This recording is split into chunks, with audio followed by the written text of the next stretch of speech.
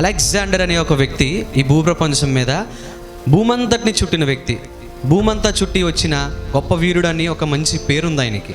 అయితే ఆయన క్రీస్తు పూర్వం 23వ శతాబ్దంలో ఉన్న వ్యక్తి. ప్రపంచమంతా తిరిగి వచ్చినాడు. ఒక్క దోమకాటుతో, మలేరియాతో చనిపోయాడు. అయితే ఇతని గురించి తెలియపరచడానికి ఇద్దరు వ్యక్తులు వచ్చారు. ఒకరి పేరు ప్లూటార్క్, ఇంకొకరి పేరు అరిన్. వీళ్ళిద్దరూ ముందుకు వచ్చి మనందరికీ ఈయన చరిత్రలో ఉన్నాడని 460 సంవత్సరాల తర్వాత పనుకొని చెప్పారు మనందరికీ.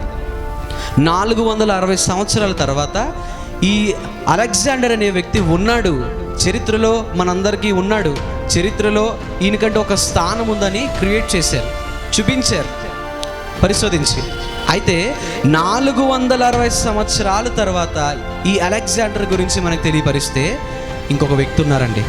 ఆ వ్యక్తి గురించి దాదాపు 16 మంది కలిపి 27 పుస్తకాలు రచించి ఆయన వెంటనే అప్ టు డేట్ వెంటనే ఆయన చేస్తున్న ప్రతి క్రియని కూడా ఉన్నట్టుగా వాళ్ళ కంటికి చూసినది, చెవినికి వినింది ప్రతిదీ కూడా pin to pin, dot to dot అలా వాళ్ళ గ్రంథాల్లో రాసుకొచ్చి చరిత్రలో ప్రభు అయిన యేసుక్రీస్తు కూడా ఉన్నాడు అని 16 మంది తెలియపరిస్తే ఇప్పటికీ సమాజం నమ్మట్లేదు.